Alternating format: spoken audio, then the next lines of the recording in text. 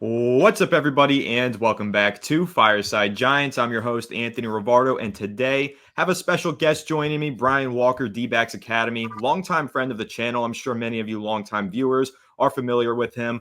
A NFL defensive backs trainer, college defensive backs trainer, just a great defensive backs coach here joining me to talk about this New York Giants secondary that in many ways was overhauled this offseason. A lot of upgrades and a lot of moving parts and some young players entering year two and a coaching change at the defensive backs coach position. So a lot to talk about.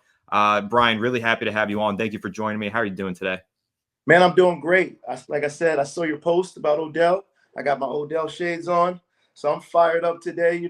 I agree.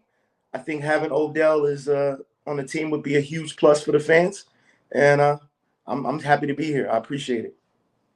Yeah, appreciate you joining me. And, before we do dive into the secondary, we can talk about Odell a little bit. I know a lot of Giants fans are excited about that. I did a live stream on the channel a few days ago, and I kind of was apprehensive to the idea of Odell at first because I didn't think that he could provide a ton of impact to the team. But the more that I've sat here and I've thought about it and done a little research on it, I actually really like the idea of bringing on Odell because if you look at last offseason, what the Giants did, they signed Allen Robinson to a one-year deal. And Robinson didn't make the final roster. He was just there for the summer.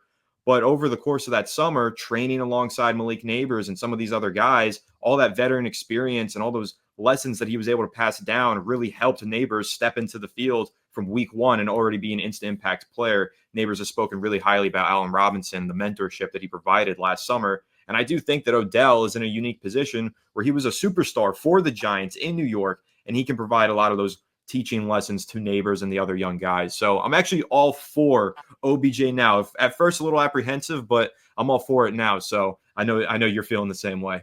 No, it's awesome. You made a great point. I think him and Neighbors, both LSU guys, so that's important. They have that friendship and that bond in college.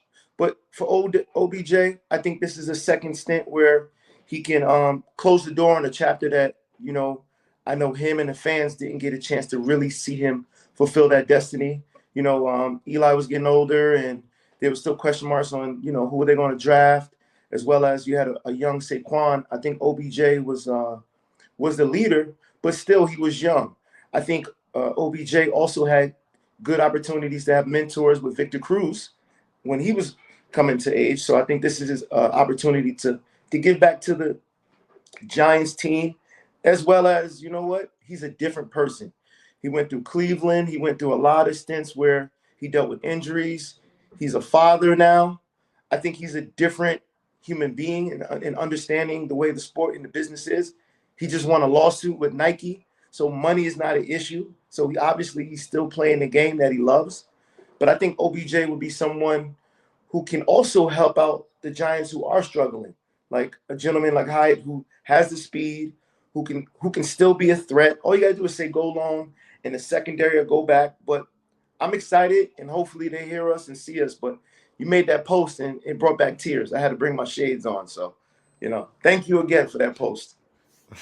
That's awesome, man. I love the OBJ shades. I wish I had shades in front of me. I just have these dorky little blue light glasses. That's all I got. But I'm with you, man. I think that Odell has grown so much, and there's Giants fans who made up their minds about him 10 years ago, basically, and haven't been able to look at what he's done since then. I mean, his mentorship with Zay Flowers a couple years ago. I could go on and on about Odell, man. I love talking about him. I love watching his highlights. One of my favorite players of all time. I really do hope that the Giants here, not only the fans, but the players have been outspoken now too, wanting to see OBJ get signed. So, hopefully it comes to something and they're able to get a deal done. That would be really cool. But then he'd have to square off against some of these players in the secondary, right, during training camp, which is only a month away. So that's where we'll transition over here and talk about some of these young defensive backs. This Giants defense last year was really lacking some talent in the secondary, I think. The loss of Xavier McKinney was one that I don't think they were able to overcome. Obviously, you've trained with Xavier McKinney. You know him very well, and he went on to have tremendous amount of success last season with the Green Bay Packers. The Giants really had a void there, I thought, at that free safety position that McKinney was previously playing. Now I think that they've, at least to some extent, filled it with Javon Holland. So I'm really excited about him and excited to hear your thoughts on Javon Holland stepping in here and how he can fill those shoes that were left behind from Xavier McKinney. No, you know what? I would say with Javon Hollins, he's a versatility guy. in his 3 to 4 year span, he's able to accumulate sacks, interceptions, and forced fumbles. He's a person who's cat friendly, so he's not killing us. So there's still leverage and there's still opportunities. But like you said, when you lose a guy like X-Man, especially who didn't want to be there, I've spoken to him before. He did want to be a Giant, but things happen. But you're able to now help out your corners when you add in a guy like Hollins, because now you're comfortable enough as a corner to say, I have a ball hawk right behind me. And just in case I slip, there's somebody over the top. So that lets the quarterback know, you know what, let me get to my check down. So that's a good thing to bring back that pressure in the secondary, especially the safety position. Yeah, absolutely. And I think that's really where Holland's impact is going to shine through the most. But I also, reflecting on this past season and reflecting on Xavier McKinney and his tenure with the Giants, you know, at a certain point, he became a little bit controversial with Giants fans. He had the ATV incident, and some fans had a pretty adverse reaction to that. I was always a huge Xavier McKinney fan. I always gave him my full support, and longtime fans of the channel know how pissed off I was when the Giants let him go in free agency. But the blow has been softened a little bit with Javon Hollins. But the point that I want to make here is last season, I thought that in the secondary, more than a lack of talent, we saw a clear lack of leadership. And I think what a lot of fans failed to realize was that Xavier McKinney, even though he was young, I think when he left the Giants, he was still only 24 years old. He was a young player, came into the league at a very young age. But I think that caused a lot of fans to discount his leadership qualities, thinking, oh, he's young, he doesn't have the experience. But what I think that fans need to realize sometimes is with a young player like that, who's so good already and has been a team captain for years and was, a leader in college among the players of his own age, for guys like Drew Phillips, who was a rookie, for guys like Deontay Banks, who's only going into his third year, those younger guys, they don't necessarily want to look up to a 30-year-old veteran. Sometimes that 24-year-old star is actually the better leader in terms of leadership quality and character. It's more translatable to those younger guys. And so I thought that was something that was really missing for the Giants last year. So I know, again, you know X real well, and you know what a leader he is. So if you have any insights or thoughts on that as well, because that's just something that I was thinking all last year was we saw some, I think, lapses in effort and discipline with the secondary. And I thought that was directly a result of losing Xavier McKinney. No, you made a great point. Like anything, understanding is the most important thing, especially off the field and on the field. When there's an age gap, there's a different type of verbiage. I'm in my 40s, and I know that a lot of times working with younger kids, I have to get a translator. I gotta go, who, what? So, I think a lot of times what X-Man did as a player coach, because as a free safety, especially with the pedigree coming from Alabama, the type of discipline Nick Saban gives you, I think working with him and just seeing his demeanor, it was football first. Yes, the incident with, the leg injury during the break, but those are mistakes. Those are life mistakes. We're in the city of New York. Believe me, if you're doing wrong, it will be exposed right away. So I could tell he was a character kid. I think, like you said before, you want to have that support because you have younger secondary guys. And you don't want to have a disconnect because it's not going to work on a 2-minute offense. When I need this guy to be in or I need this guy to be locked in, especially a guy like Banks, who was a first-round guy, So that's him. Xavier was a big part of his development. And that's what the NFL is, truth be told, is lacking. You need more developers. And so, sad to say, it puts a lot on a lot of the younger athletes, but this is where, I think X would have filled that role. Yeah, totally agree. And hoping that Javon Holland's able to step in and fill that role as well. From everything that I've read and learned about him, he seemed to be a phenomenal leader during his time in Miami. But Deontay Banks, that's who I want to dive into next because we both mentioned him there. It's kind of hard to talk about this secondary and not focus in on Deontay Banks.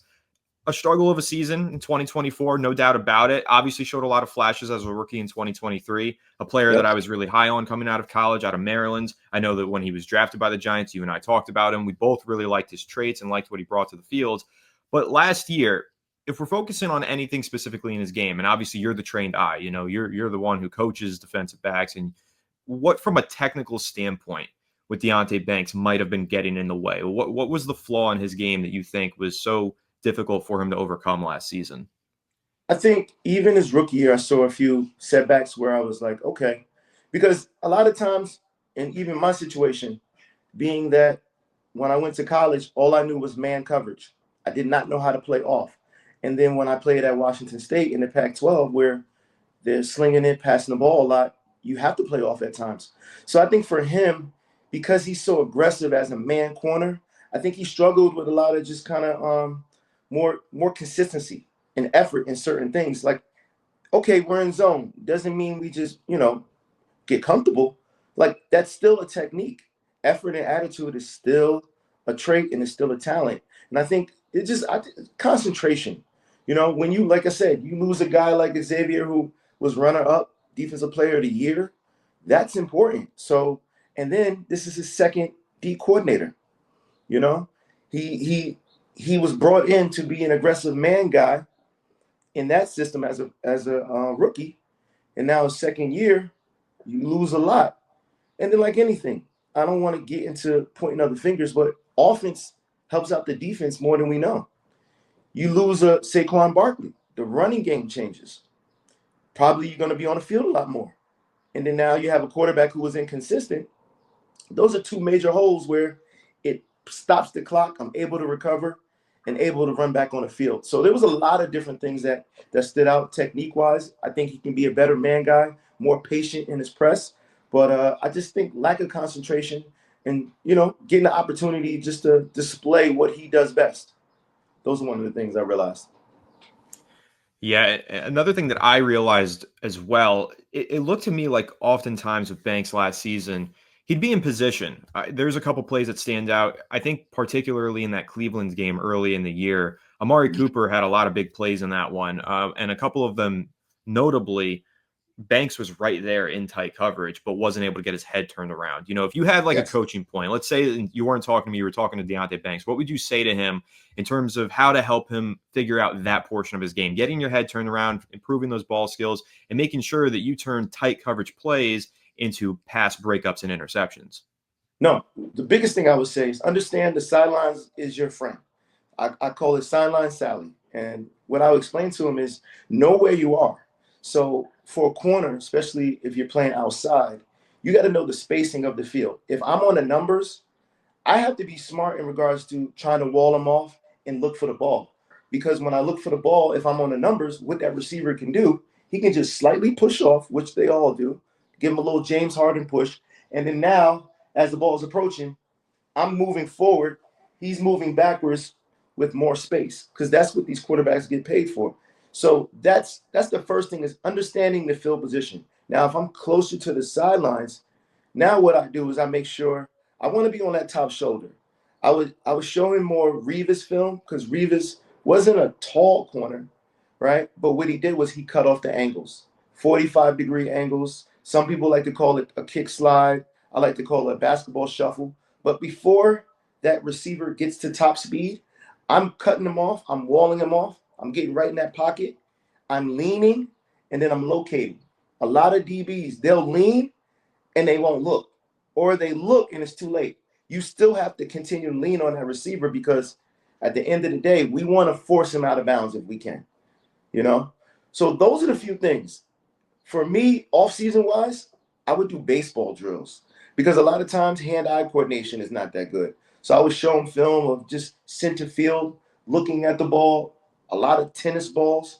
So that's the biggest thing is understanding the field position, right?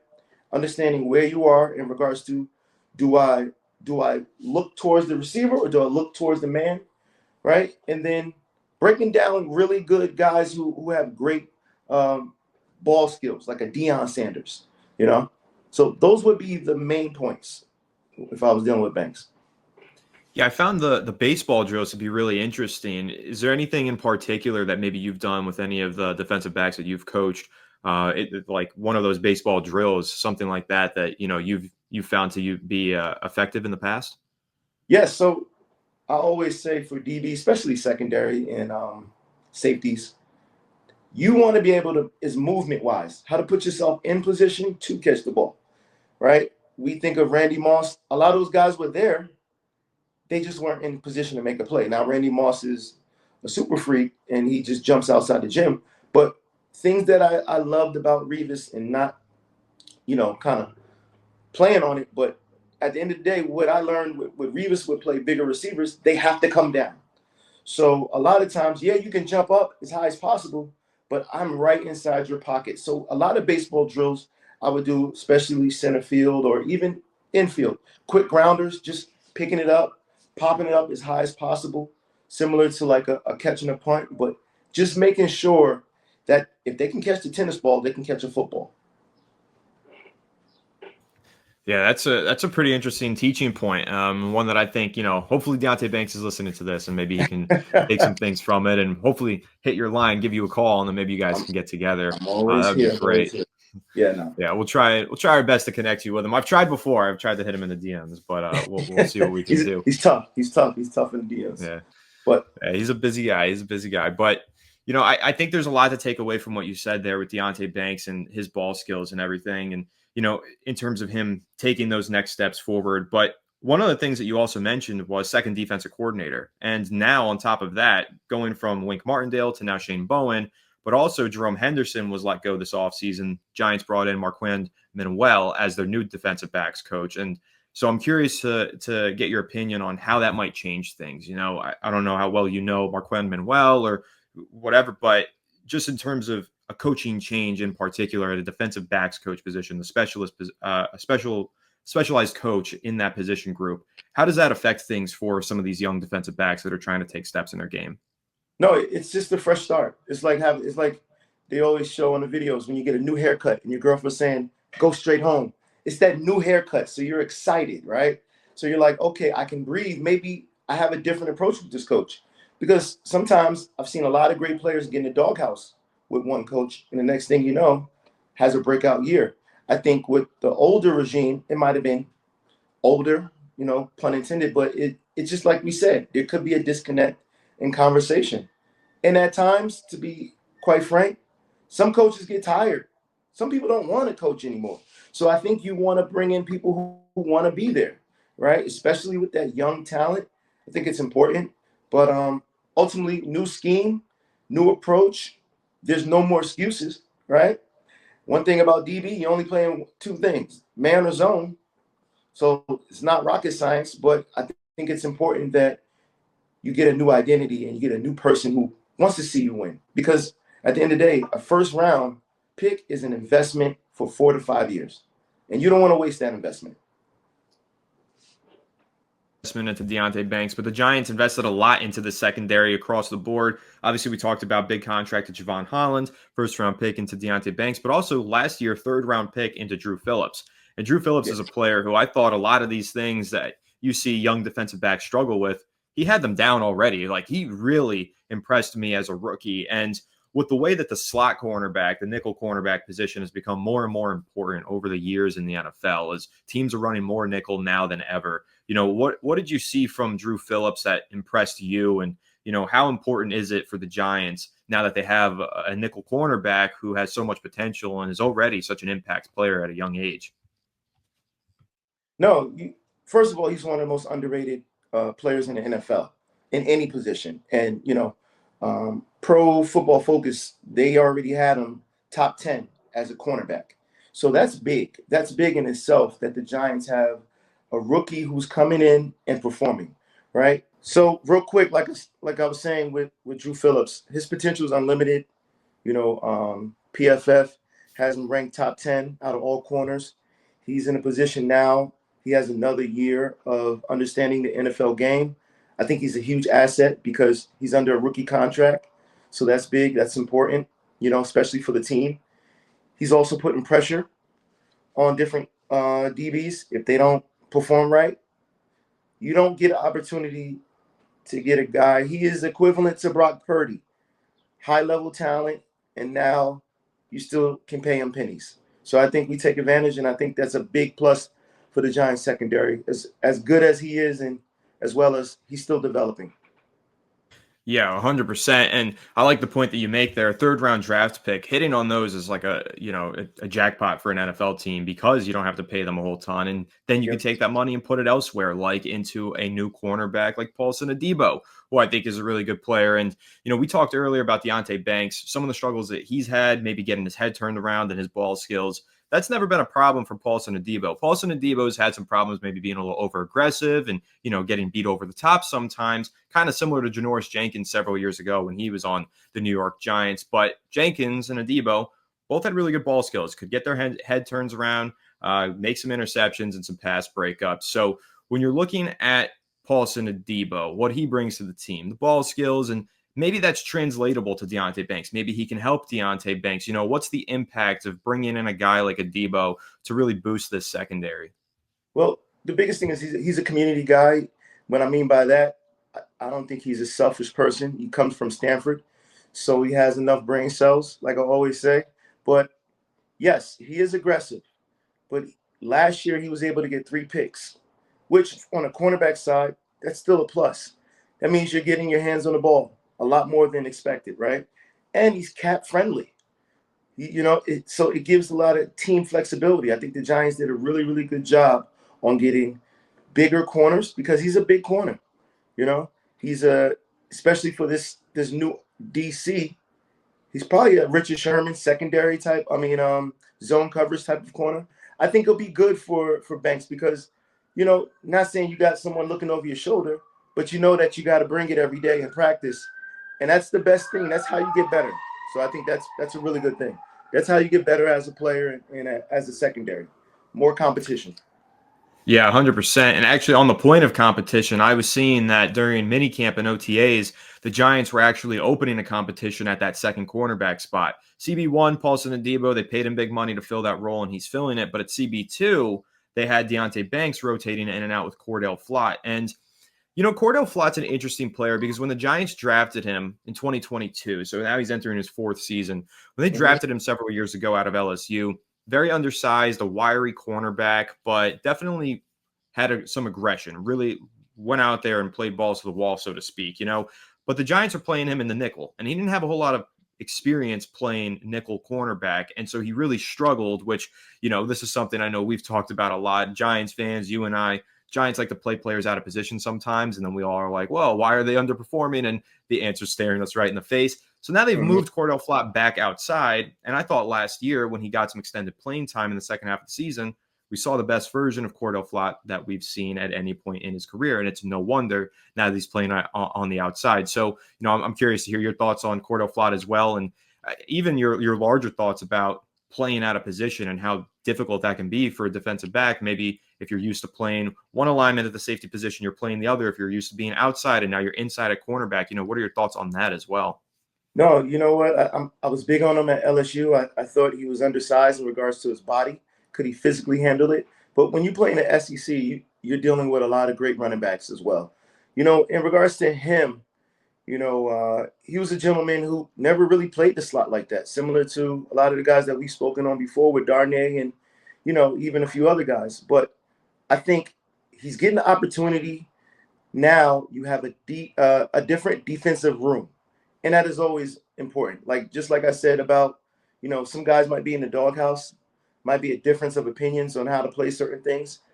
As well as we think these kids are coming into the NFL, they're all developing, even the great ones. So there's time that's important. It's almost like you can't really say this guy's a product already if he has never experienced the NFL. It's such a different league than college. So I'm excited for him because he's getting another opportunity. But I think he also knows that the clock is ticking, especially your 4th year going into your 5th. You made a great point on how different it is playing slot to outside corner. Like I said to one of my guys, Coach Hewitt, he actually was a coach at Rutgers. But it's a foreign language. Really, the biggest thing is like the spacing of it. When I play nickel, I have to understand that, I'm closer to the line.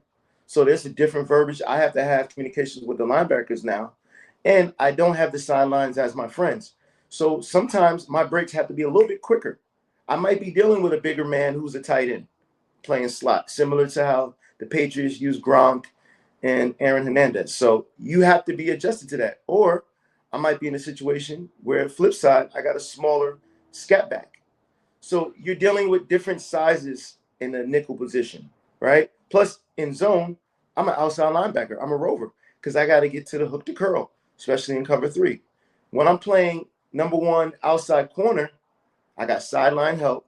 And then there's a different type of ball that's being thrown. So now I know how to adjust to things, you know? And at the end of the day, I always say nothing can't work unless your front 7 is in unison. So I think with this beefed up front 7 and the way they look, I think it makes the DB's jobs a lot easier. You're not backpedaling for 8 seconds, you know? And you have enough confidence in your guys to say, all I got to do is just stay in coverage for 3 to 4 seconds. We're going to get a sack. So that's important. That's important. Yeah, I think that's really good insight from you on the difference between nickel cornerback and outside cornerback. And again, with Cordell Flott in particular, I think it's going to be, now that he's had a full season playing outside last year and he's entering his second season doing that, kind of relearning what he was already great at LSU, I think he's really in line for some growth. A lot of these young defensive backs that the Giants have too. Dane Belton, he led the spring practices. He had more takeaways than anybody. He had a bunch of interceptions during all of those practices. He played some great ball, and you've got him. He's also entering the final year of his rookie deal, year 4, same as Cordell Flott. And you've got Banks going into year 3. It's a very young secondary group.